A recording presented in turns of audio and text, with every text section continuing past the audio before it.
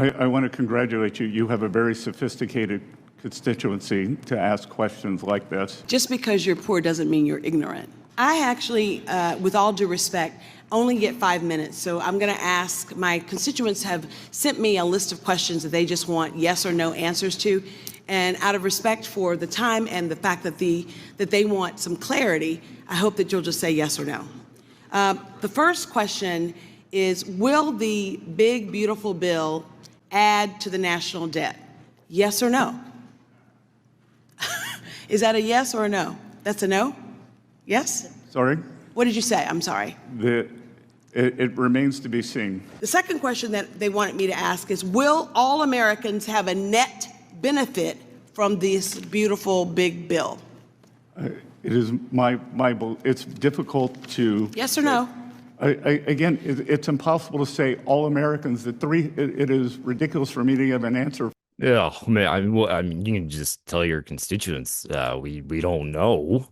We're just kind of trying stuff, kind of going off vibes. It's not like we have a crystal ball, or like a calculator. Hi, everybody. My name is Elliott Morgan. Welcome to Hotel Room America. That was Congresswoman Terry Sewell asking Secretary of Treasury Scott Bessent these really just gross gotcha questions like, will this big, beautiful bill increase the national debt, or will it actually improve the lives of all Americans or just the wealthiest few among us? It's just like the audacity. So join me today on a little journey I like to call the consequences of the Republicans' own actions. Here is a little bit more of Scott Bessent, who's kind of like Sam Eagle from the Muppets, except without the charisma and the dashing good looks.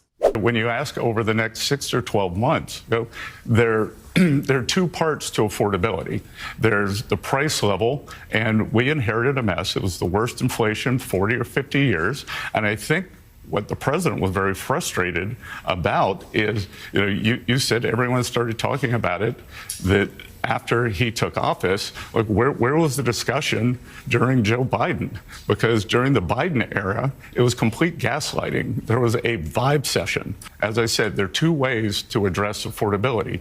You stop the prices from going up, you get inflation under control, you have things like energy, mortgages come down.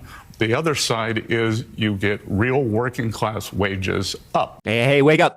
I know. You're starting to doze off. I dozed off a little bit there too. Also, I seem to recall during the Biden administration, prices being brought up kind of a lot. Like I remember eggs, for example. And I remember how during the second presidential campaign of Donald Trump, a common question they would ask is, are you financially better off than you were 4 years ago? So I'm pretty sure people were talking about it. Also, there was this thing called a pandemic that caused inflation to skyrocket. But in fact, Biden's policies were bringing inflation down quite a bit. So I don't know exactly what Scott Bessent is talking about here, but I do love watching the literal Secretary of the Treasury be like, affordability is when price not go up.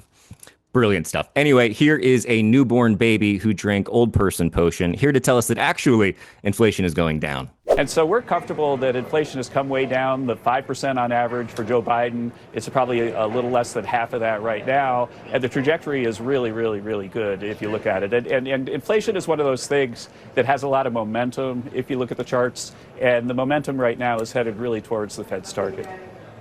Even though it's been increasing for 5 straight months as of September? Well, I guess if you look at it from January, there's ups and downs and seasonals. We're actually really happy with how inflation's going down. Oh, even though it's been going up for 5 straight months. Well, I mean, if you put it like, that's just seasons, man. You know what I mean? Goo goo gaga. Also, inflation was at 3% when Trump took office. So I'm not entirely sure how, if you have two numbers and they're the same, which one is going up and which one's going down. But I'm not like the Secretary of the Treasury. You know what I mean?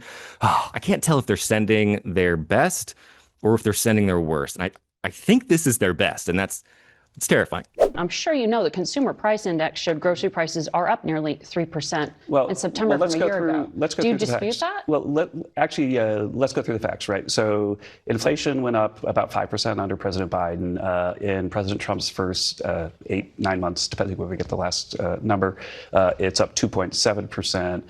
One of the big things that's hurting affordability is mortgages. The interest rate went up by about 4%. No, grocery prices are actually down significantly under Trump. The consumer price index is woke. Okay, guys? Prices are going down so long as you don't pay attention to the numbers that are on the price tags. You know what would fix all of this? I think 50-year mortgages.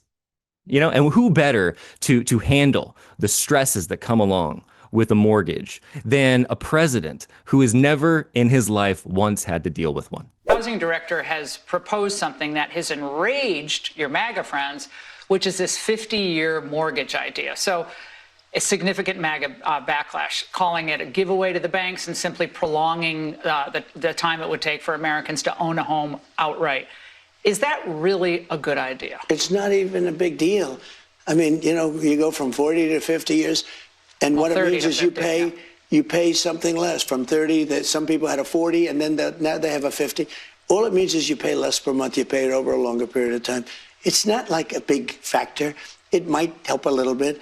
But the problem was that Biden did this. He increased the interest rates, and I have a lousy Fed person who's going to be gone in a few months. 40, 50, 30, what difference does it make? This is just another one of Trump's great ideas.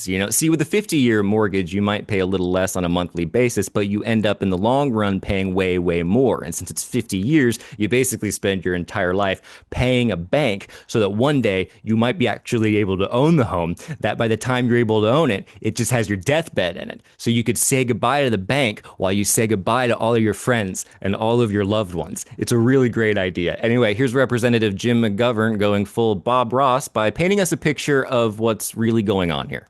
Look what's happening. Trump's reckless tariffs continue to wreak havoc on the economy. He says food prices are way down. That's coming from a guy who dines on caviar at Mar-a-Lago. He's never shopped for groceries a day in his life. He doesn't have to pick between plastic or paper. But his tariffs are costing the average American household over $1,200 this year. And next year, it will be $1,600. That's money for groceries, for bills, for rent, taken out of the American people's wallets. And he's not even hiding it. He's rubbing it in.